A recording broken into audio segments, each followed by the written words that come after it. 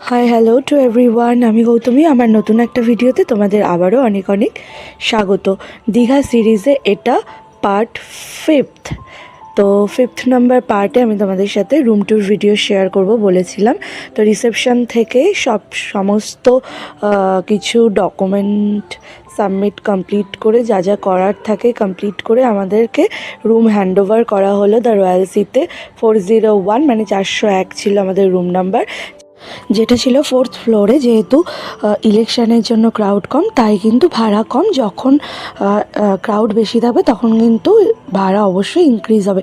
তো দরজা দিয়ে ঢুকেই দেখলে প্রথমে একটা ড্রেসিং টেবিল রয়েছে, তার পাশে এরকম একটা কাবার্ড যেখানে ওপরে কতগুলো হ্যাঙ্গার ঝোলানো, নিচে ব্ল্যাঙ্কেট রয়েছে।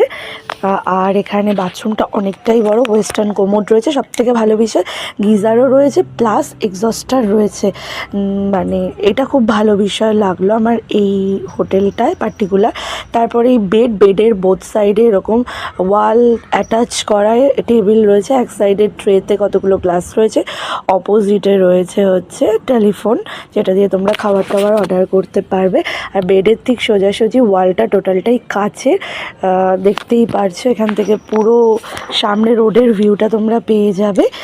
আর এই সাইডে একটা টিভি রয়েছে, বেডের ঠিক সোজাসুজি টিভি ক্যাবিনেট রয়েছে। আর তার পাশে যে ওয়ালটা রয়েছে এটাও গ্লাসেরই।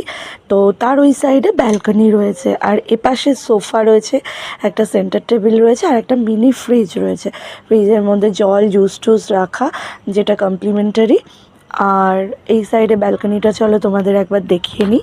এই যে ব্যালকনি অনেকটাই বড়, এখান থেকেও তোমরা রোডের ভিউ পেয়ে যাবে, খুব সুন্দর ভিউ পাবে। দুখানা বসার জন্য চেয়ার রাখা রয়েছে। আর এত সুন্দর, যেহেতু 4th ফ্লোরে প্রচুর হাওয়া আসছিল ব্যালকনি দিয়ে। আর তোমরা ব্যালকনির ডোরটা অনেকটাই ওপেন করতে পারবে, যে কারণে কিন্তু রুমে খুব হাওয়া আসে।